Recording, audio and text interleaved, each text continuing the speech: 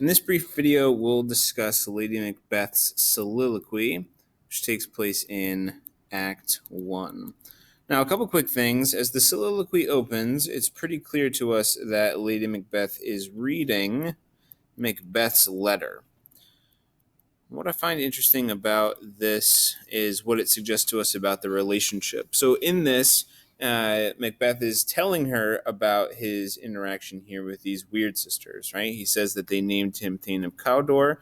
He refers to them as the Weird Sisters. He says that he will be king. He calls her my dearest partner of greatness. That's pretty sweet. And says about the greatness that is promised her, all right? And what I find in this that's interesting is the openness of their communication. That's not how you spell openness, is it? The fact that he is immediately willing to tell her exact... Good grief. Bear with me, guys. I'm learning some new tools here to try to make learning better for us. Yeah.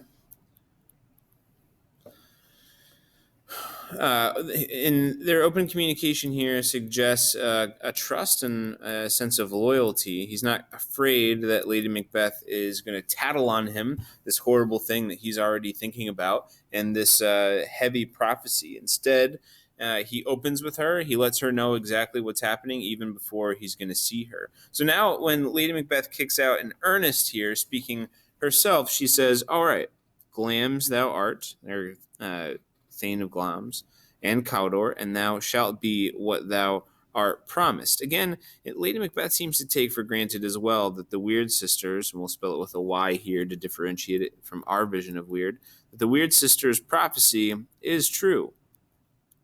She also seems to understand that these women have supernatural agency, which we'll see her discuss in a second. This next bit, she expresses a concern about Macbeth. Yet I do fear thy nature. She says it is too full of the milk of human kindness. And now she indulges in something that feels very paradoxical. Thou wouldst be great, art not without ambition, but without the illness should attend it. What thou wouldst highly, that wouldst thou holily. Wouldst not play false, and yet wouldst wrongly win. Thou'dst have, great Glamis, that which cries, thus thou must do if thou have it, and that which rather thou dost fear to do, than wishest should be undone. Now, this section is understandably confusing because she's saying things that in and of themselves sound to be opposites, which is what she's saying. She's saying that there is a difference here for Macbeth between his desire and his willingness to act. And her concern is that he's too nice to do what he needs to do, which seems to be murder. She says, what thou wouldst highly, which means be king, that wouldst thou holily, which of course here means would do morally, right?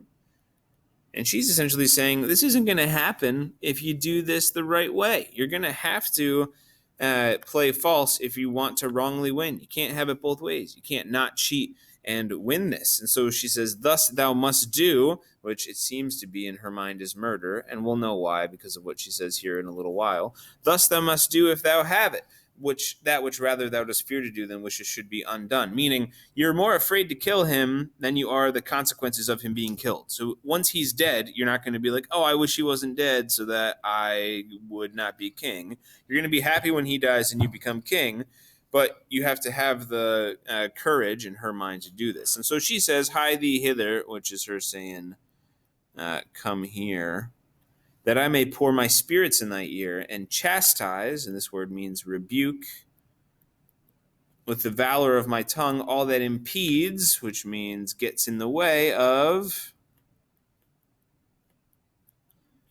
impedes thee from the golden round, which is, of course, the crown, which fate and metaphysical aid doth seem to have thee crowned withal. And here is a brazen reference to the Weird Sisters.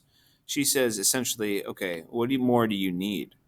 What more do you need? You're not sure which college you want to go to? Well, what if you could have a direct line to prophecy? And what if agents who serve destiny came to you and said, this is the college you're going to?